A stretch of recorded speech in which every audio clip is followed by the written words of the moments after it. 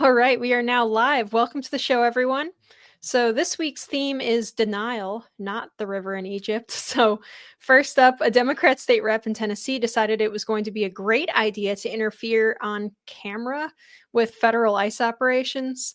Then we're going to cover how Donald Trump made the South African president watch actual footage of threats of violence against white farmers. Yes, the same issue Western media has been pretending doesn't exist for years.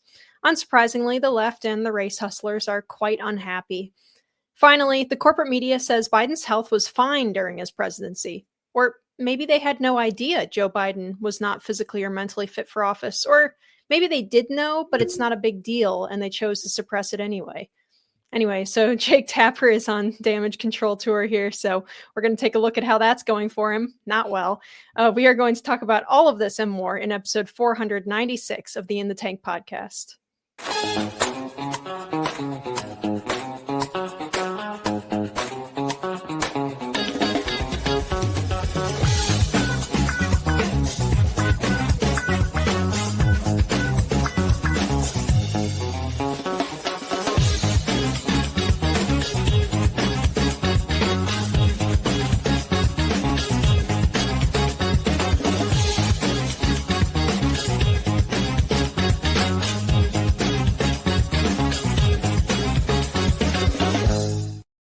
NBC trying to get off the subject of what you just saw. You are a real, you're a terrible reporter, and you're a disgrace. No more questions from you. Go ahead.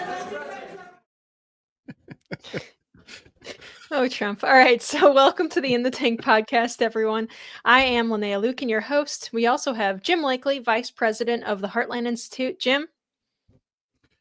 Hey, everybody. Yeah, I hope you enjoyed the little stinger at the end of the intro there. I couldn't resist putting that in there today. And it's actually from the second topic we're going to talk about today as well. So we have no Chris Talgo with us today.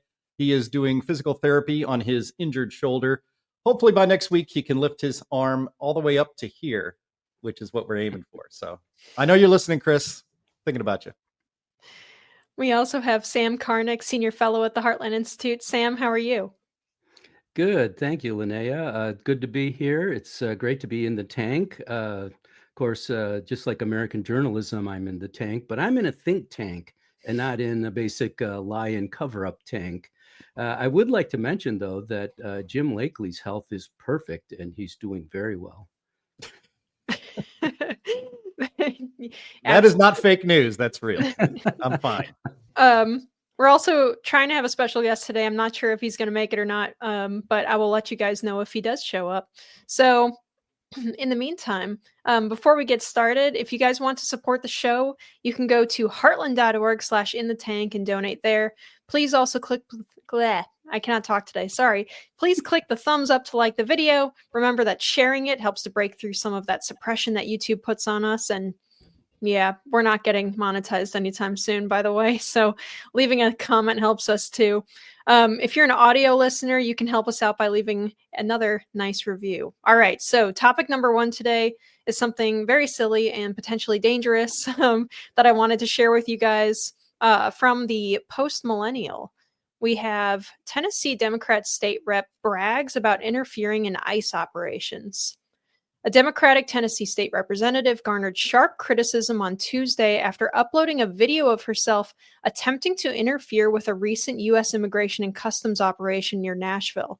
In the video, Representative Afton Bain from Nashville can be observed following federal and state law enforcement officers in the vehicle, where Bain stated that she had been bullying ICE agents and Tennessee Highway Patrol officers in an attempt to thwart a May 9th immigration enforcement operation in Madison, Tennessee.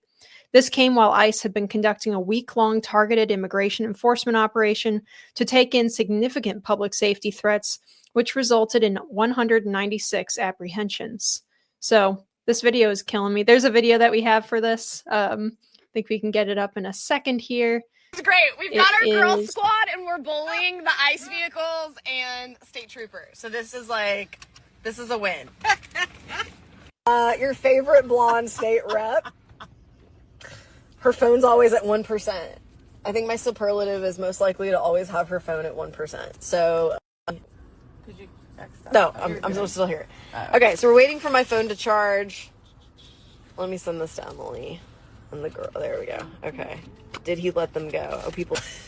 Us? Yeah, they think we were arrested. Um, My live cut out. Yeah, well, it's because your girl can't keep her phone charged. So they're probably running our information. Nikki, tell us what's transpired tonight. So we found the ICE and the THP people. I did not put makeup on because this was not. Okay, then I'll put it back. No, I mean, you're it's good? fine. Okay, It's, okay. I've already seen it. Okay. We found the ICE and the THP people, and then we followed them to the gas station, and I took their spot at the gas station, so I think that made them a little upset. And then I tried to go in the gas station, go to the bathroom, but the gas station people would not let me go, even though.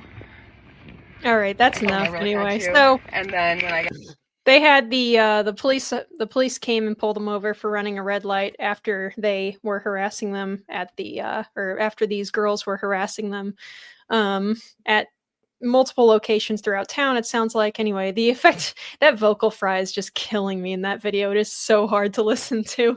They're kind of presenting this like, I don't know, two sorority girls, and no hate on sororities. I was in Tri Delta, but anyway, so they're acting like they're just on a silly night out, you know, goofing off to go TP the Kappas or something. Not literally obstructing law enforcement operations.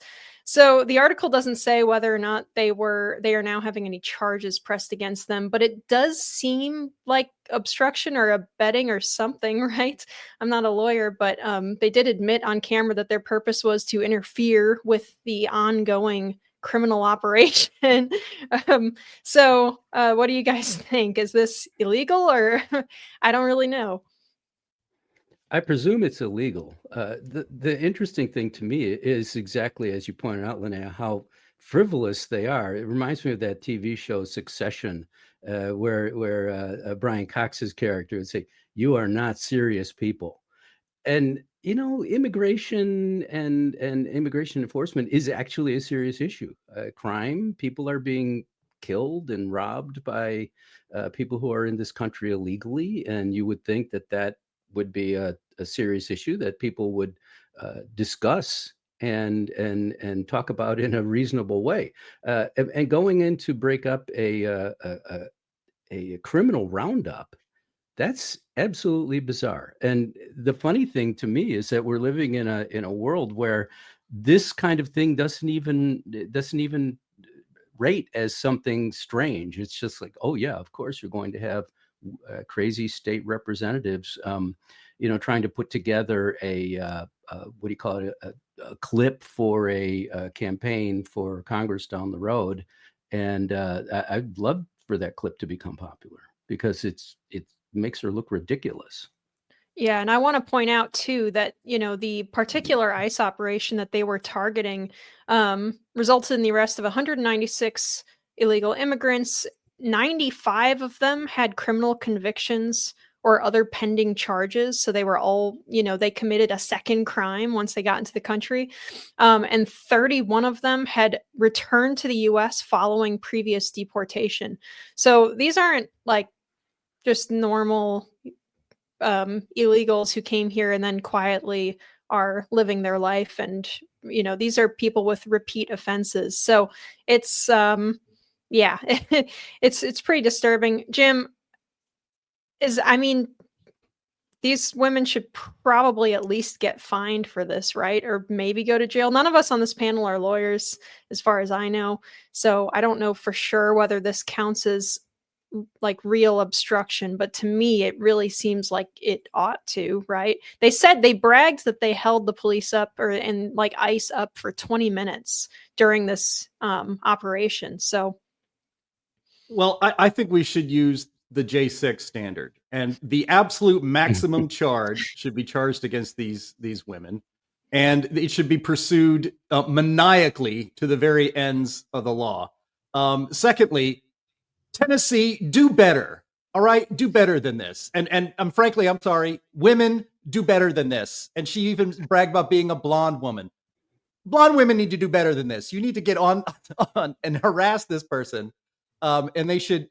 How this person ever got elected to public office in a state that I thought was pretty reasonable, like Tennessee, even in Nashville, just blows my mind. Anybody who has a TikTok account should not be a public official. That person, as Sam, you just said, is not a serious person, quoting from the show Succession. But this, I mean, we're going to get into it here because we're talking about the media a lot today, which triggers me every time we talk about it. But we've created this permission structure among Democrats, obviously, and the media, that it is okay to obstruct justice in this way. And in fact, there was a congresswoman who is facing charges now for assaulting law enforcement who were carrying out the immigration laws in this country. These were criminal aliens. And it doesn't matter if you entered this country without the proper procedures, that you just came over the border, and you're by definition a criminal. But even if they are just focusing on criminal aliens who are committing crimes in this country, violent crimes in this country, there shouldn't be a single public official, elected official in this country who should be objecting to that. And their constituents need to punish them if they are not objecting to that, and especially punish them if they're not only not objecting to the removal of these people, but abetting the continuation of these criminals in our country. It blows my mind that the Democratic Party is so mindlessly has Trump derangement syndrome. It is so bad that their elected officials are advocating for criminal activity just because Donald Trump is trying to put an end to it. It's crazy. But this woman, wow, you triggered me already on an early one here, Linnea. You surprised me with that video. I don't know what else to say. Just a quick note that this young woman looks like she's probably grown up in the era in which laws are no longer enforced in a lot of major cities. So if she's living in Nashville, it may be that she hasn't really had many encounters with the police. It used to be you could be at a rock concert or something, and the police would grab you and say, "Hey, what are you doing here?" and be pretty rough with you. But nowadays that has been really wiped away in most major American cities. So it's easy to think, oh, nothing will happen to me. But, it won't happen to you until it does. So maybe people will learn down the road. But this is really ridiculous, awful, and stupid. And this person looks like a complete fool. Yep. Well, no argument there. It's kind of shocking because there's no way. I mean, she's probably like 35 or so, right? And acting like that. I don't know. It's I hope it's not the case because they were driving, but it seems like there might have been some Chardonnay involved. Anyway, so we'll move on to topic number 2,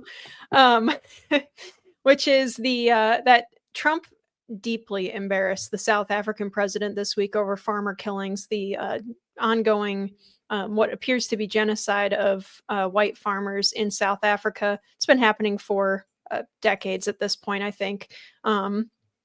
So it's very interesting what Trump has done to the president here. He kind of sprung it on him when they were about to talk about economic issues, but it turns out that there's a lot more to our relationship with South Africa than I was aware of. But here's some coverage from the Epoch Times, who says President Donald Trump and South African President Cyril Ramaphosa, I really should look these up before I go live, clashed during a meeting at White House on Wednesday, with Trump presenting what he said was evidence of violence and systematic targeting of white farmers, an accusation the president rejected.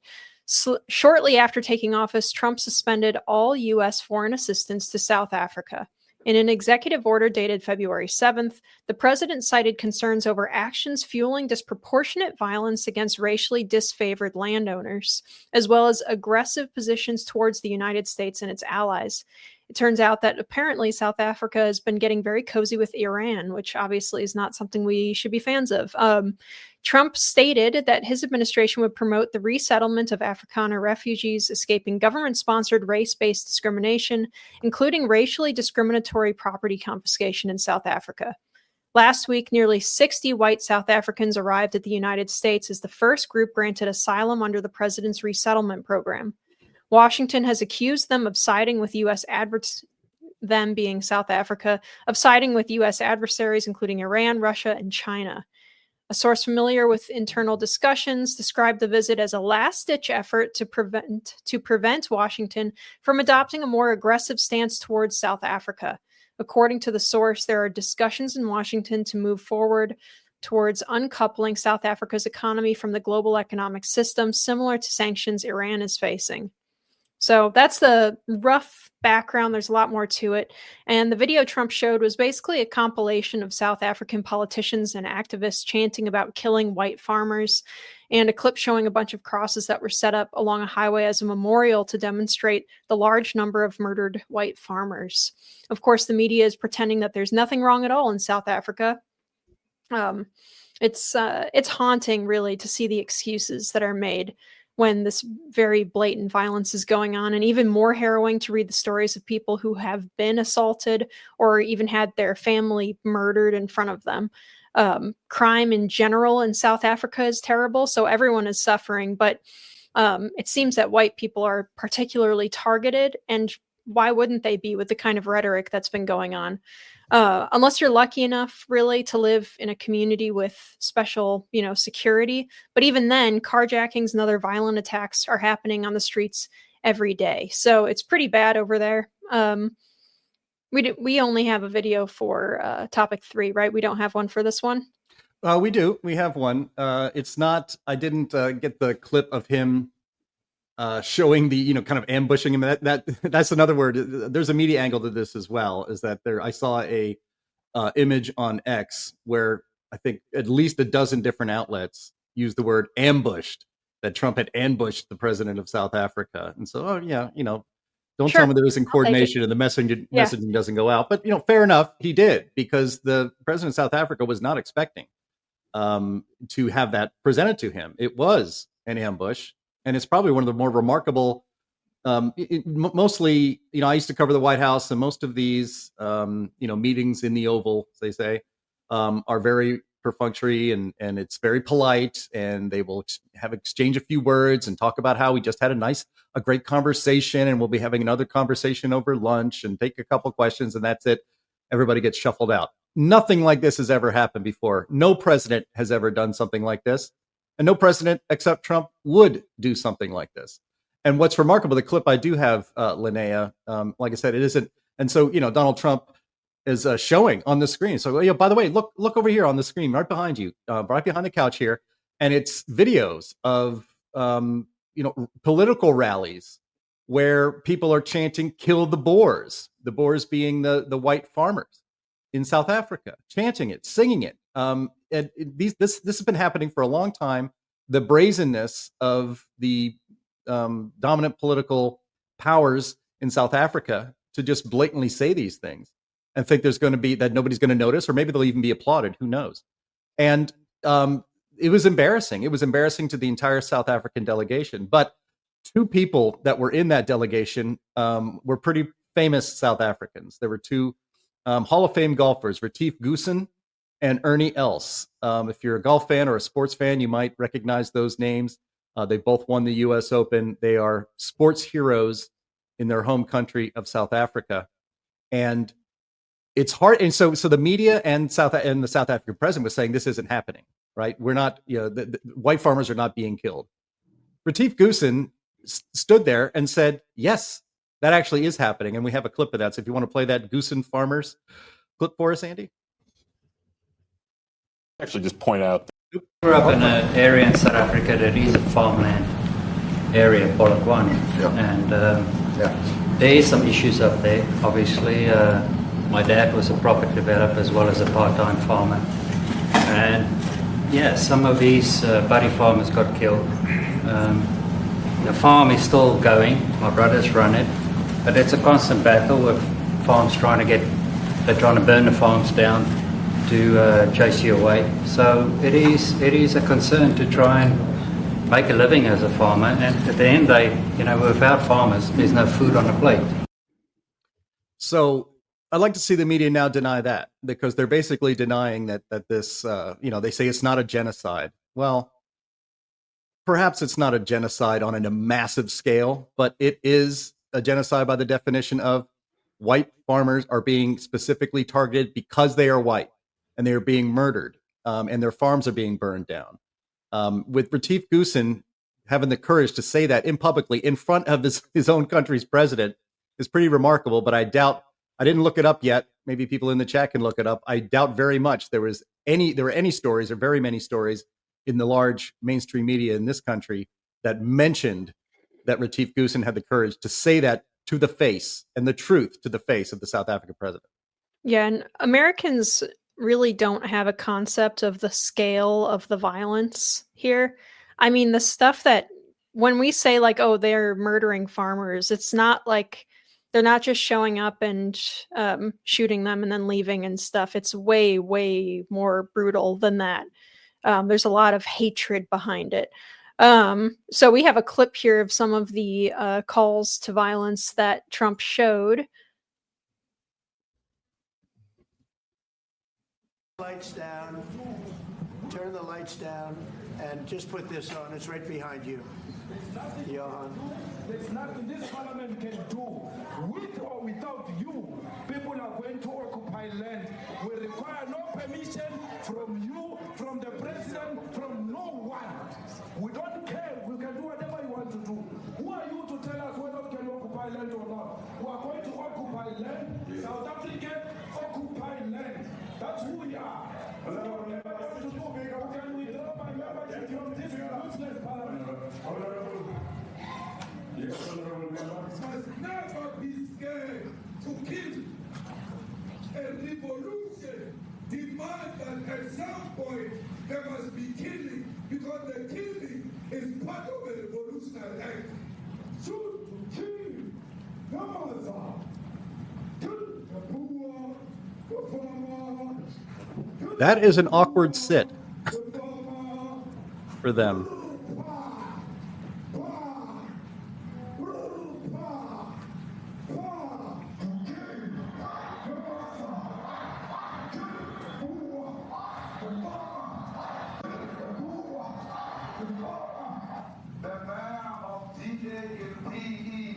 Is a white man. So these people, when you want to hit them hard, Yeah. a white man, they feel a terrible pain. Yeah, you get the picture. I mean, and that went on and on and on, and they had to sit there and take it. Now, there's a lot of different ways one can do diplomacy. I've never seen diplomacy like that. And that's actually what that was. That was intended to publicly embarrass him and to get this truth out to the world, the entire world, as a story, because there's been a lot of denial going on about what's actually happening in South Africa. And, Donald Trump should be applauded for it. And he didn't do that because he wants to, he wants to embarrass South Africa for what's happening. But he has his hands, reached out in friendship. If you want to be a friend of the United States, you need to put a stop to this. And he said it publicly. So now the gauntlet has been thrown down, and we will see what South Africa will do. This could be a very, very important day that, we look back at in another year or two. Well, this denial did not begin in the middle of May in 2025. This denial began decades ago. And this kind of harassment, and it's a ratcheted harassment. They harass and then they kill. And the idea is for various individuals to get these farms, to steal these farms from other people. It's pure theft. And so your neighbor might decide that, well, if I can sort of scare this person out of here, I can get their farm. Well, that has been happening, and this is not expropriation. This is theft, and it is brutal and awful and horrible. And what they've been doing has been going on for a very, very long time. And the United States of America has been very responsible for this. We've covered it up. We've let it go. We've engaged with South Africa as if it were a decent and European style social democracy, when it is anything but. It has become a terrible, terrible place. And Donald Trump was the first United States leader with the capacity and the nerve, the guts to make this point and to show it to the American people. So what happened yesterday from the US press was, of course, denial, but they really knew that they couldn't deny it. So they deflected. Ambush, ambush, ambush, ambush, ambush. Everybody's saying Trump ambushed the president of South Africa, or the leader of South Africa. I don't remember what his actual position name is, but Ramaphosa is responsible for this. He's been there for about 8 years now as the leader of that country. And he is, frankly, he has suborned murder, and he's suborned mass murder. And I think the reason that people let this happen and get away with it in the United States and Europe, why we didn't complain about it until now, is because of the race issue. You put the race issue on top of it, and then suddenly, well, it's okay because they're descended from people who colonized this area. Look, that's a complex issue. But the fact is that South Africa was built by these people's ancestors. And you should have a right to pass on your patrimony to your descendants. So that doesn't wash. Nobody who's a reporter on NBC is saying, well, take away all my money when I die and don't let my kids have it. They're not saying that. So this is rank hypocrisy, obviously. I mean, that goes without saying, perhaps. But what's really going on here is the absolute use of murder, the use of murder for political ends.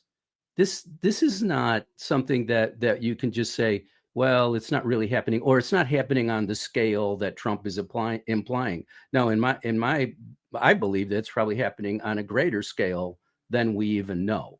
The reason being, there's incentives to cover this up.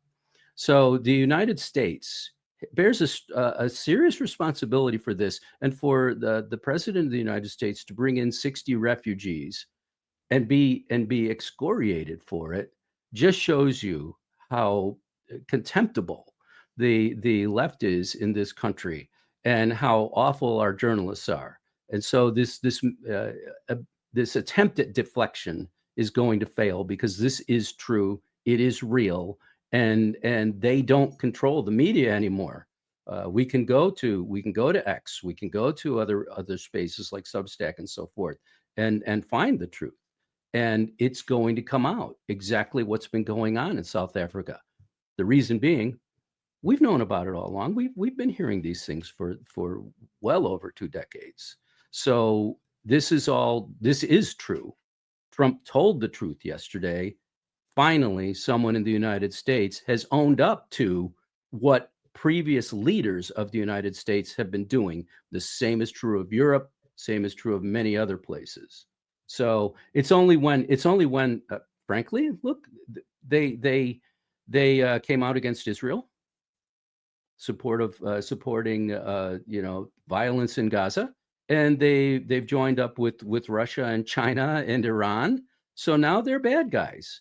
Well, what that means, though, is that Trump can do the right thing, even if for most people it's going to be they're going to attach themselves to it for the wrong reasons. At least we get this done. We have to get that truth out there, and it has been suppressed for decades. I did the Jim thing. Okay. That's absolutely right. Sam. And, like I said before, this has been going on for a very, very long time. And the fact that there are a lot of people who are only just hearing about the fact that, the, Afrikaner Boer farmers in South Africa, who have been there for like 500 years, by the way, are being systematically slaughtered in order to take their property. And many of them are just calling quits and getting out of Dodge if they can. It's horrifying. And the fact that it just never makes the news, and the level, like I alluded to earlier, the level of brutality with which this occurs is so indescribable that and so gonna get the live stream shut down if I go into details. um that that you would think that it would be like sensational news, but it's inconvenient news because the wrong people are being targeted, right?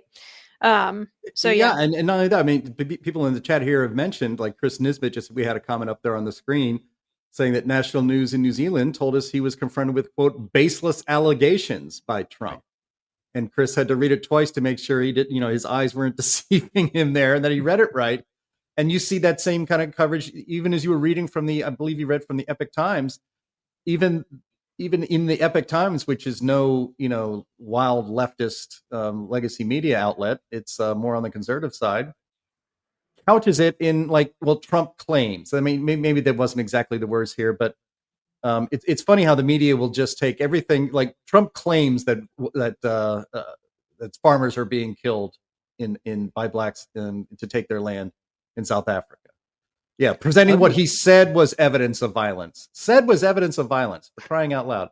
This is really one of the most unreported stories on the globe. It has been for quite a while. And kudos to Donald Trump for making it now, getting it the coverage that it deserves.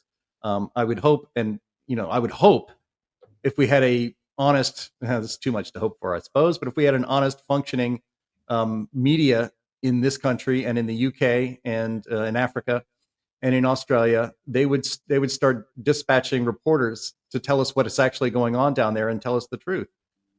We are not going to get that because our media has Trump derangement syndrome, is basically captured by ideological leftists, and anything that would, if the choice is between telling the truth and helping Donald Trump, if telling the truth to help Donald Trump, they're not going to tell the truth. And that's the main topic that we're going to get into today. But yeah, this is now a big story. It should be a bigger story, and we have Trump to thank for that. And really, the reason Trump even did this is because he thinks it's a good idea to stop the slaughter of white farmers in South Africa. The fact that our media doesn't seem to share that view is pretty shocking. Yeah, it makes me wonder. They describe them as unproven allegations, which is, I think I remember hearing that term about a variety of other things in the past. And then when they're proven, it's like, well, that happened in the past. Let's just forget about it. We have another problem that we need to deal with today. So you can't win against these people, but what you can do is continue to tell the truth. Yeah, and it makes me wonder too, because I haven't done a whole lot of looking into the history here, but I wonder if this is what the coverage was like during like Rhodesia. It was. Yeah, Rhodesia went down this road, became Zimbabwe, and it used to be the breadbasket of Africa, and now it's the basket case of Africa. I've been reading some history about that lately, and it is absolutely startling, the comparison between Zimbabwe and South Africa. And others are making the comparison between that and the United States, where we simply deny violence that's going on that is motivated motivated by race hate and other horrible things that we have been told for decades no longer exist, that those things just don't happen in the United States. And so, again, it's gaslighting, but it's gaslighting on such a monumental scale that it is truly spectacular. And yes, please, folks, read up on Zimbabwe. Yeah, and it's well, kind of the theme of the show today, as I said at the top of the show, was denial. And so the media is denying the attacks on farmers in South Africa, and the media was also denying something less serious, but very impactful in its own way, which is the ongoing scandal of the media backpedaling from their positions on Biden's health now that it has been revealed that he has a very serious cancer diagnosis that's been made public. And it seems fairly implausible that this is something new, like in that it wasn't known about for a long time. So everyone's eye is on the mainstream media here. We talked about Jake Tapper's book on this program when he first announced it, and we were all, especially Jim, pretty indignant about it because it was just so bold for him to run around claiming that they had no idea that Biden's health was bad. So first, the media claimed that his health was totally fine. They were echoing the administration's claims that videos they were showing that were clearly demonstrating cognitive decline were cheap fakes, whatever that means. And then after that disastrous debate, they couldn't reasonably continue with that line. And so Biden was very quickly swapped for Kamala. And so the media said, well, I guess he isn't doing great, but we didn't know. The administration was hiding it from us. And that seems to be Tapper's position that he's been trying to take, but it's not been going well for him, which is just great to watch. From Breitbart's John Nolte, we have what Jake Tapper and CNN and the rest of the regime media did for 5 years was not a cover-up.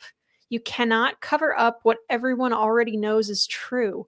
Instead, this was a classic Emperor Has No Clothes gaslighting campaign to convince us our eyes, ears, and instincts were being fooled by a stutter.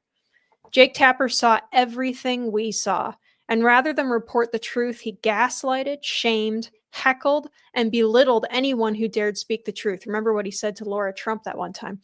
Anyway, it all came to a head on Tuesday in 2 interviews. First, Tapper made the arrogant mistake of sitting down with Megyn Kelly, who ate him alive like a top-notch prosecutor. That's so true. She should probably be arrested for murder because she did kill him on live television. All right. He also has been running around being super tough all of a sudden on Hunter Biden, saying that he's so corrupt and bad and blah, blah, blah. So this article over at Hot Air is really good too. They highlight how the Washington Post is now waxing poetic about how sad and betrayed they feel that the Biden administration was not transparent about his failing health. Give me a break. I mean, come on. Does anyone actually believe that these guys are really surprised or upset by this? I mean, I guarantee that the second the next election comes around, they are going to be right back to their old tricks because What? because they are hacks. And Jim, I will hand the floor over to you because I have a feeling that you have perhaps maybe a little bit of a Jim rant to give us on this issue.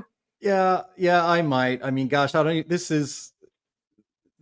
to thank both Linnea and Sam for agreeing. I suggested this as the main topic today because I've been losing my mind over this story and over the arrogance of Jake Tapper. But before we get into it, I think it's important to lay out for the record in the background exactly how much of a shameless liar and gaslighter Jake Tapper is. And I recommend actually everybody, because we're gonna have a clip from that too, everybody should go to Megyn Kelly's show on YouTube or Rumble and look up the episode where she was grilling Jake Tapper.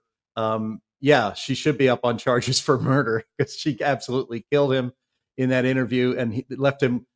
Well, a lot of people saying she left him nowhere to hide. I watched it twice now. She actually let him off the hook a little bit in some areas that we can get into because they are personal friends and have been for decades.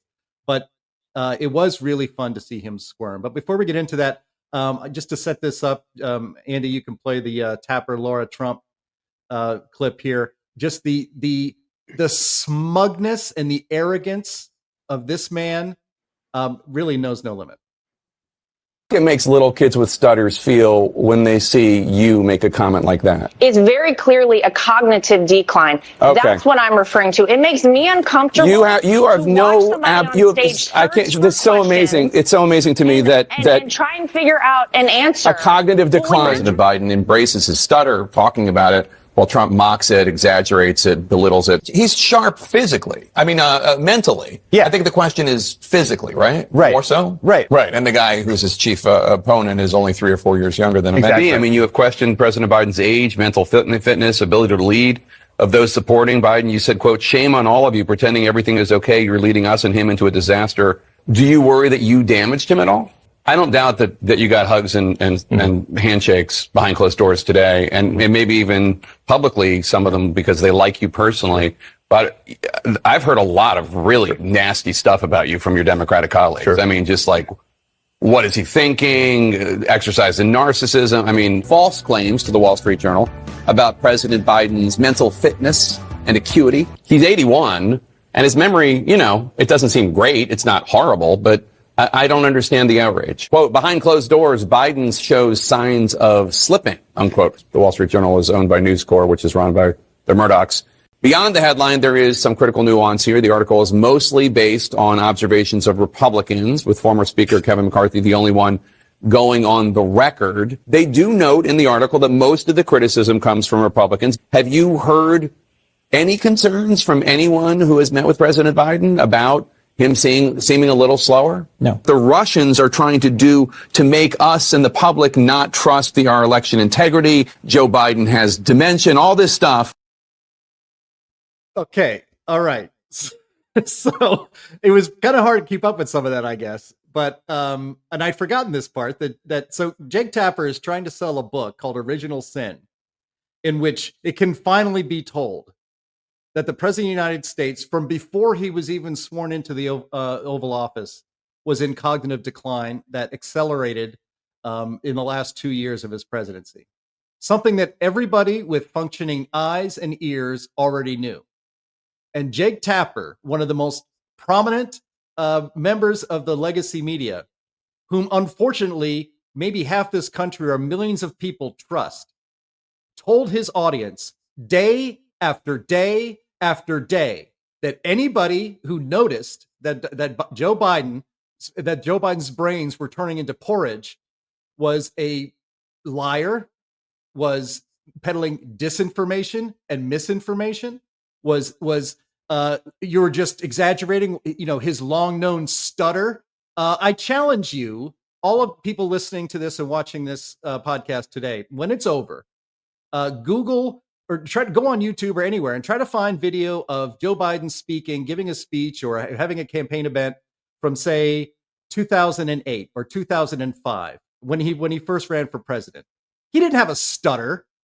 And if he did, it was so minor, nobody ever noticed it. It only came up as a cover story that was peddled by the likes of, frankly, scumbags like Jake Tapper. And so then I'd forgotten that Jake Tapper peddled the idea that noticing that Joe Biden was losing his mind was Russian disinformation and propaganda.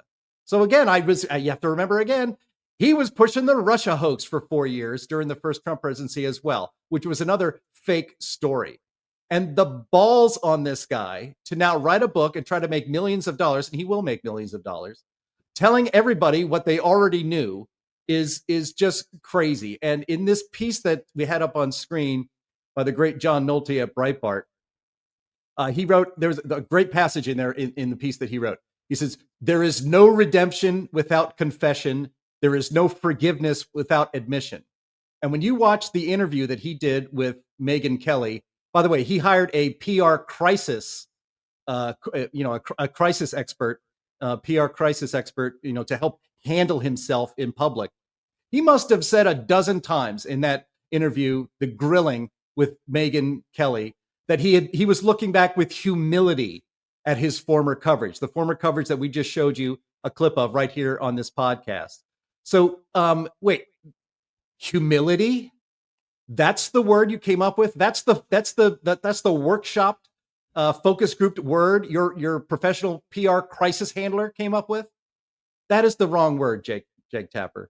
A better word, there's a few better words that come to mind. Regret. You should look back at your coverage with regret or embarrassment or even horror.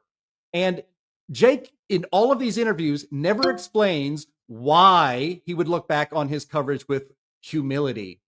And we know why, because he's biased and he's not a journalist. He's an advocate. He's an advocate for one party and one political philosophy. People may not know this. He probably doesn't mention it very often. But before he got into journalism, he was a press secretary for a Democrat member of Congress, and then he was working with the anti-Second Amendment group Handgun Control. He's always been an advocate, and so the reason he looks back with humility is because he got caught being an advocate and has egg all over his face like all these journalists do. So this whole thing is a psyop. It's to make us forget what really happened, who was responsible for it. As Megan, basically was screaming at him during the interview. You keep saying, Jake, that the media missed this. We missed this. Half the country didn't miss this. Half the country knew it. There is something called a conservative and independent media out there. They've been covering this for the entire Biden presidency. We were talking about it on this podcast for the whole 4 years of his presidency, and even mocked the idea that he was running his campaign out of a basement and could barely get sentences out. So, I'm going to have to stop now, take another sip of coffee, and maybe let Sam get in here, because I haven't even gotten through 1/3 of my notes yet. Well, before I hand it over to Sam, I'm just going to say too that this seems to be a pretty usual pattern of behavior for the leftist media, right? Because they're doing the same thing that they did with COVID, where it's, you guys are nuts. Why would you say something like this that implicates the government or implicates Democrats? You're terrible for even doing so. And then slowly over time, once it becomes a little bit further in the rear view, they start admitting that everyone else was right the whole time. And then once you get far enough down the road, they say, well, that was so long ago. Why are you still worried about this? Why do you keep bringing it up? It's gaslighting is what it is. And it feels calculated.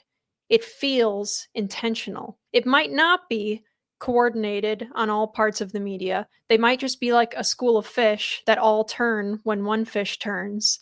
But it's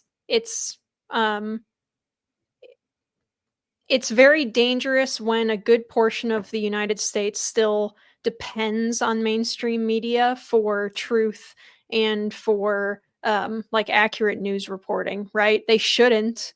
They're being lied to, but they do. And it's an embarrassing percentage of people, honestly. It's not just people trapped in airports. So yeah, no, Sam, I want to get your thoughts on this as well. How do they keep getting away with it forever and ever? Right, good. That's the important question, and the reason they've been able to get away with it is the monopoly. It's an oligopoly technically, but the corporate media have simply given up any pretense toward objectivity and toward journalistic standards. What they have done is they have become simply another advocacy arm of the state. And so when they say something, it's typically, much of it has been over the past couple of decades, especially since the onset of the Obama administration, has been coordinated with the federal government. And it's interesting because this actually, what happened yesterday is a sort of it's a well-known intelligence operation where you do what's called a limited hangout. So you say, there are these rumors that we tried to take over, let's say, Iraq, okay, or Iran, okay. There are these rumors we tried to take over Iran, and we didn't do that. But there were these people over there who were kind of, they were in the CIA, but we didn't really realize that they were doing that. So then they feel like they can cut it off there. That they say, well, we admit a little bit, but we leave the rest. So what they're doing now is a limited hangout where they're trying to put all the blame on Hunter Biden. And in fact, of course, they are the ones who have been operating this whole thing, this whole system. And so what happens there, though, yesterday is with Jake Tapper specifically, he became, or in this whole past week, he became Ramaphosa. It said he walked into the Oval Office, or the equivalent of it, Megyn Kelly's podcast. He walked in there, hat in hand, because Ramaphosa, remember, the reason he was there was because he wanted to reset the relationship between the United States and South Africa, and which means money. We want your money. We want money from American consumers. If you can tax it from them, that would be best. But if you can just like push their money our way through trade deals and the like, that'll work fine too. We'll accept that. But he's coming in saying, hey, we need your money because frankly, Russia and China don't have any. That's the BRICS organization is those are nations that have really very small economies. China, that's a completely, China is the most overrated economy in the world. I'll say that much and leave it at that for the moment. But the fact is that where's the money? Where's the where's all the wealth that you could try to siphon away? It's in the United States. So he goes to the Oval Office. He's expecting to make nice with Trump, and Trump will be a sucker and say, "Oh yeah, we'll give you all kinds of favors and so forth." And then Trump shows the truth, which is what South Africa is really about. Well, Megyn Kelly did the same thing to Jake Tapper. Jake Tapper went in there with hat in hand saying, buy my book, make me a millionaire, make me a multimillionaire beyond whatever millions I already have. And also, please fix my reputation, because it's looking bad, because everybody understands what happened over the last 5 years. And really, look, let's 5 decades. It's been getting worse and worse for decades now. So Jake Tapper comes in hand, and he says, "Please help me, please help me." And Megyn Kelly says, "Here, look at the clips. Here are the clips. Here's what's going on in your country, Jake Tapper, and you did this. It wasn't Hunter Biden. Hunter Biden could never have had this effect if you hadn't had a megaphone in front of his mouth." So that's what happened there over this past week is the same thing as what happened with Ramaphosa, and it's great. The chickens are coming home to roost in these situations, and the truth is coming out because the corporate media no longer control the way they used to, and so now you can find alternative sources that will not gaslight you. Or that if they're trying to gaslight you, at least they're trying to gaslight you with the truth. At least they're trying to change your mind with the truth. And that's really the situation here, is that all these institutions are hitting the wall. They have become so corrupt that they can no longer function properly. And for a while, people stick with them because they have authority. Those institutions still have authority. As Jim said, maybe half the country believes that what ABC News and the like say. I really doubt that they believe it, but they make themselves accept it because they want to believe it. And so, and also, I think what it really is that maybe a leftist doesn't necessarily believe that Trump did X or Y, but he does want other people to believe it. And maybe they don't believe that it was really all Hunter Biden, the scapegoat. It wasn't really all Hunter Biden, but they want other people to believe that, because otherwise, then the last 20,000 people watching CNN will stop doing so, and it'll swirl down the let's say the drain entirely. So. Yep. This is just the collapse of all these institutions. I mean, the collapse of the South African government. There's no government there. That place is a complete catastrophe. There's only one way to fix it. We all know that, but no one can say it. No one can say it. And if you say it, it's disinformation, it's lies, and so forth. So what happened over the past week in the media was really a lovely thing to see. Their own self-destruction, and really they got pantsed by reality, and that is a wonderful thing. Something I want to mention really quick here, just as kind of an aside, is I saw an article the other day floating around about how the DNC is trying to pay, they're dumping tens of millions of dollars into trying to find a left-wing Joe Rogan. And a lot of people were pointing out, like, Joe Rogan was the left-wing Joe Rogan, but you guys are nuts. So he couldn't keep, on that team, so to speak, anymore, because you guys just went so far left. And it seems like a lot of the older anchors are like pretty well behind that. Not that they're old, but you know what I mean? Like the anchors that we've known for a long time in the mainstream media, they kind of fell behind if they were especially in the approved, mainstream Democrat media, behind the curve in terms of new media. And so now they're kind of scrambling to play catch up. You see this with like Andrew Cuomo and some of the other ones who are now trying to start their own little. Oh, I think Don Lemon is trying to do a podcast too. They're all trying, but they're way behind the curve. So they're kind of floundering. Whereas someone like Tucker Carlson, Megyn Kelly, they're killing it because they're, they were able to jump on the independent media, I guess, trend when it was still growing. And now that it's kind of reached, peak distribution, the left is kind of scrambling to find their place in it, and they're just not as good at it. Well, because they have so many filters that they have to process in order to say anything that they end up being very, very boring, actually. Yeah, I was just thinking about this morning. YouTube, for the first time this week, released their top 100 podcasts, I guess, based on viewership, and I guess it's a list that they will continue to regularly release. You would not be surprised to learn that Joe Rogan was number one. I believe Megyn Kelly was definitely in the top 100. I think she was in the top 20. Tucker Carlson had a show in there. Tim Pool had a show in there. I think the Daily Wire, I think Matt Walsh had one. I mean, these are podcasts that I watch, and they're good. And there's a pop culture kind of nerdy movie channel that I think both you and I both watch, Linnea, Robert Meyer Burnett. And he said something years ago that I think is so true about new media, and that the coin of the realm in independent new media is authenticity. Without authenticity, you cannot grow an audience. And I actually looked it up this morning. I had no idea you were going to bring this up, but this is great.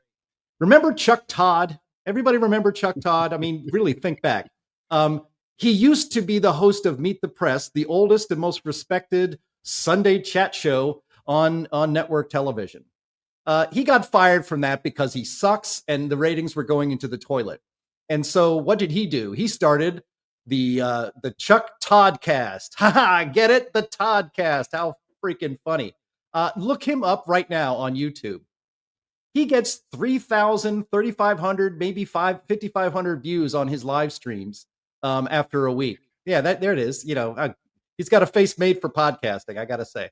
But he gets like 3,000 to 5,000 views on his podcast. That's nothing. We get more of that on the Climate Realism Show, and nobody knows who we are. We didn't spend 2 decades in media on network television. He can't build an audience because he's not authentic. People will only consume when they have a choice, when they turn off their TV, if they unplug from cable, and you have a choice of what you would select with infinite choices on what to watch when it comes to news and commentary.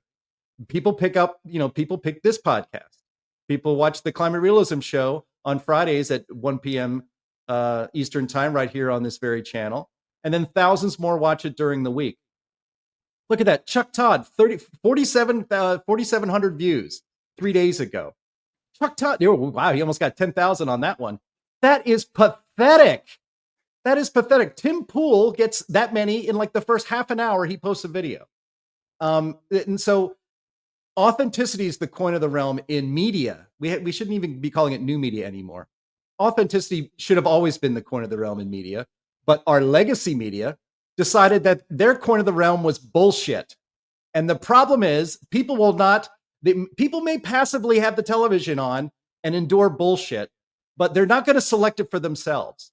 I was actually surprised. I looked up Don Lemon's podcast. His is doing a little bit better.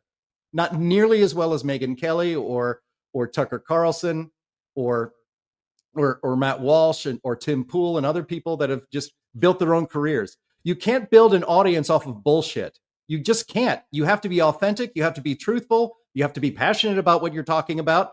And you actually have to know what you're talking about. And we are seeing the destruction of the legacy media, which is a good thing.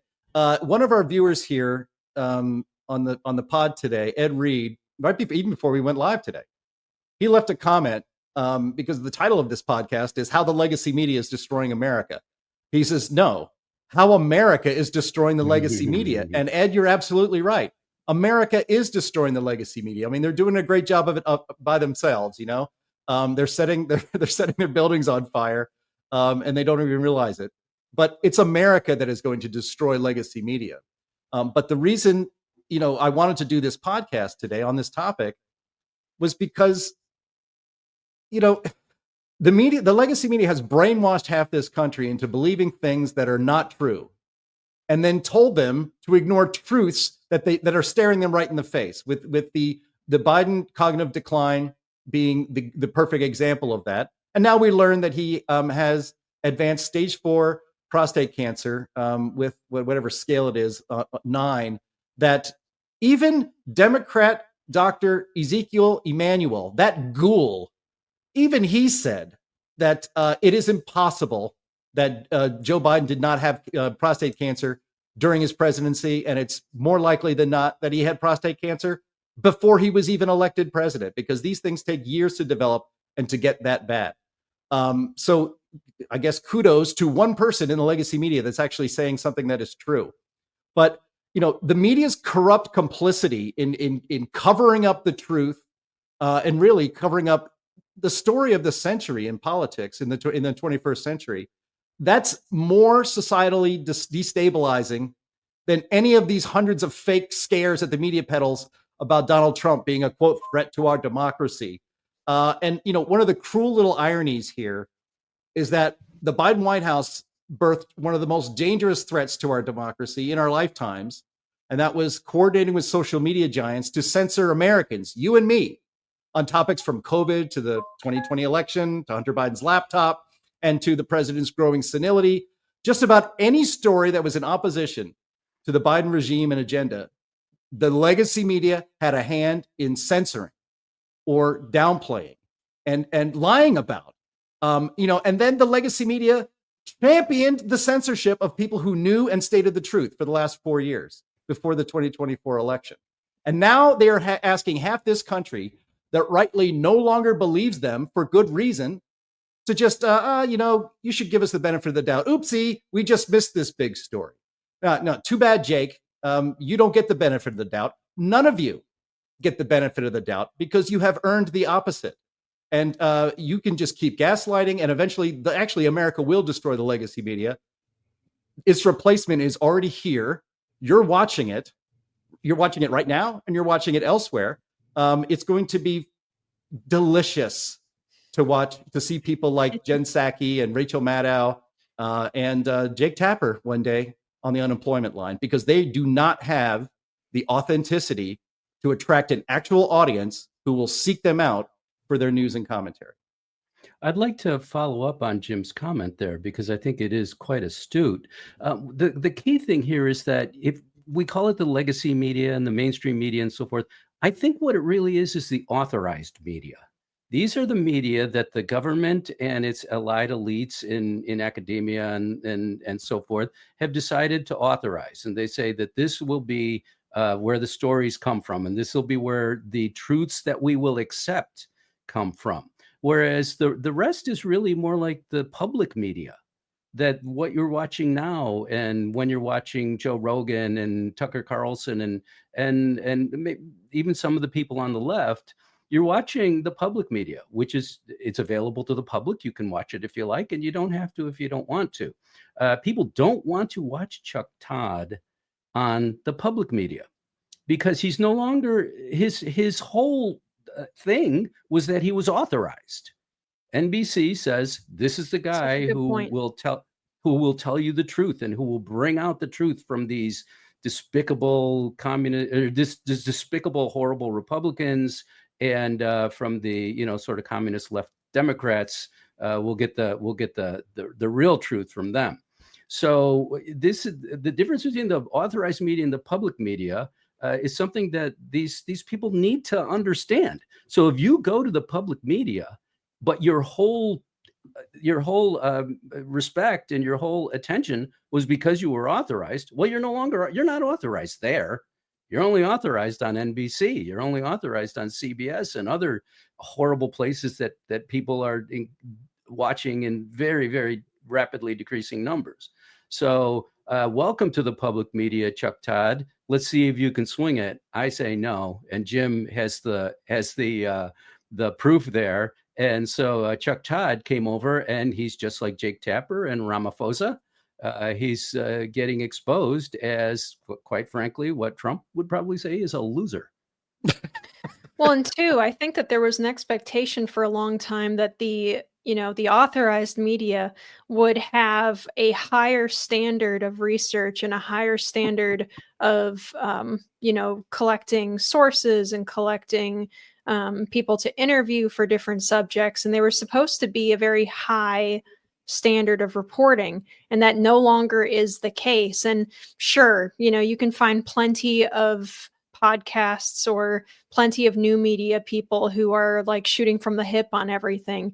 But at least you have options. You can watch three or four, you can watch Tim Pool and be ripping your hair out over him fence sitting on something or declaring civil war for the 80th time this month or whatever you happen to, whatever is going on. That's kind of niche. Most of our audience, if they don't watch Tim Pool, aren't going to get why that's funny. But, or, you can go and watch any number of, you can even go just within the Daily Wire by itself and get totally different perspectives from Ben Shapiro and Matt Walsh on any given subject. So it's a whole new world, and legacy media is just not prepared to deal with it.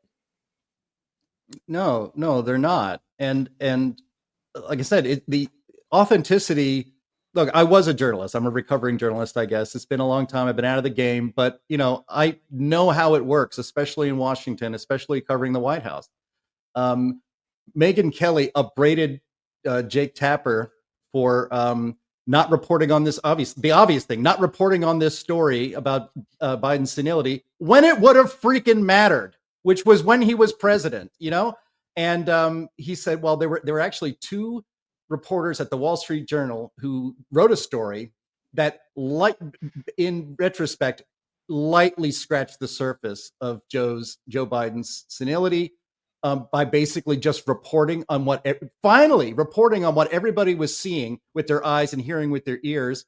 And I think the only people that went on record about Joe Biden's declining mental capability were Republicans. So they weren't even able to get any Democrats on the record. And Jake Tapper said, well, yeah, that was great reporting and I had them on my show. And Megyn Kelly pointed out, not when the story came out, you didn't. You only put them on your show after the debate that was such a disaster for Joe Biden and caused him to have to go. When Jake Tapper joined the movement to push Joe Biden off the ticket. Let's also remember that in coordination with the media, because the Democratic Party and the legacy media work hand in hand. They're the PR, they're the propaganda arm of the Democratic Party. It was only after Joe Biden, basically pooped himself in that debate that Jake Tapper had those two reporters on his show. What did he do the day that story came out? He brought on his show Chris Coons, the despicable senator from, I don't know, is he Delaware? I don't care where he's from, but the co-chair of Biden's campaign brought him on the show to tell everybody that the Wall Street Journal story was false, fake news, bullshit. Don't believe it. Joe is as strong as he's ever been. And so, again, I encourage you. We've gone on long already. We probably won't play all the clips that I pulled. But I encourage you to watch that Megyn Kelly, Jake Tapper interview, because she points that out. You don't get any credit, Jake, for putting those two reporters on your show when it served the purposes of the Democratic Party. That's not how it works. And that's why, inevitably, when Jake Tapper has to go out on his own because CNN will collapse and they won't have enough money to pay him anymore, The day will come when Jake Tapper has to go out on his own, and he's going to be broke as in because he has no coin of the realm of authenticity. And I feel no sympathy for him. It's going to be actually pretty glorious to watch. Well, maybe we'll have to do a full-time tracker to see whose show is the shittiest. Is it Chuck Todd or Jake Tapper in the future? We'll see. Yeah, and I'm sorry I keep swearing too. I really shouldn't do that. We can make that contrast between the authorized media and the authentic media. I want to point out Run Riot's comment too here, where he said, "How many narratives of the past just aren't true? This gaslighting didn't start in 2008." And you are absolutely right. If people think that that the media started being bad with Obama, then they are very much missing a very broad spectrum of misleading coverage that's occurred over time. I mean, the one that pops to mind for me would be like Vietnam and stuff, but it goes back further than that too. Gosh, we've gone over, and if you guys have final comments to make here, I'd love to hear them. Or if you had a clip that we absolutely must play, Jim, then we will. Otherwise, we can start to wrap up, I think. We can wrap up. I think I've pretty much emptied my notebook here. That's all the notes that I wrote and shared in messages with you too. Thanks for your patience here. But again, the reason this is important is that everybody listening to this podcast has people in their lives who have trusted and still trust the legacy, quote unquote, authorized media. And they are being dangerously misinformed, that it is basically the opposite of truth is what you're getting from the legacy media. And that is a bad thing. That is not a healthy feature of a healthy democracy. We need to be well informed. We need to be able to trust facts as we see them. We cannot have a gaslighting media like this and frankly survive very long as a free nation. And maybe the dam is going to break a little bit. Maybe we're actually going to finally find out if the legacy media is really now interested in doing journalism. Maybe we'll find out whose cocaine that was in the White House. Maybe we'll find out who was actually running the White House while our president was brains were turning into oatmeal. Maybe we're going to find out if he knew any of the people besides his son that were among the 8,000 pardons and clemencies that he had issued in the last days of his presidency, which is more than I think the last 10 presidents combined. So there's still a lot of media stories out there, legacy authorized media, that you could maybe pursue to gain some credibility, but I'm not holding my breath. Yeah, absolutely. Well, guys, I think that's going to be it for us. I think the music has started here. Jim, if you have anything to plug. Yeah, you can follow me on X at @JLakely. Follow the Heartland Institute on X at HeartlandInst, and always visit heartland.org. Sam, what have you got? Yes, please do all of what Jim just said, and also check out at SDKarnik and sdkarnik.substack.com for all the latest on what's happening around these here United States. Yeah, definitely come watch us tomorrow at the same time on the Climate Realism Show. Thanks everyone for tuning in. We are live every single week, Thursdays, noon Central, Rumble, Twitter, YouTube, Facebook, all of those places. For audio listeners, give us a nice rating on whatever service you're using and leave a review.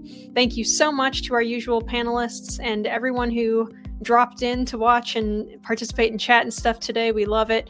And we will see you again next week.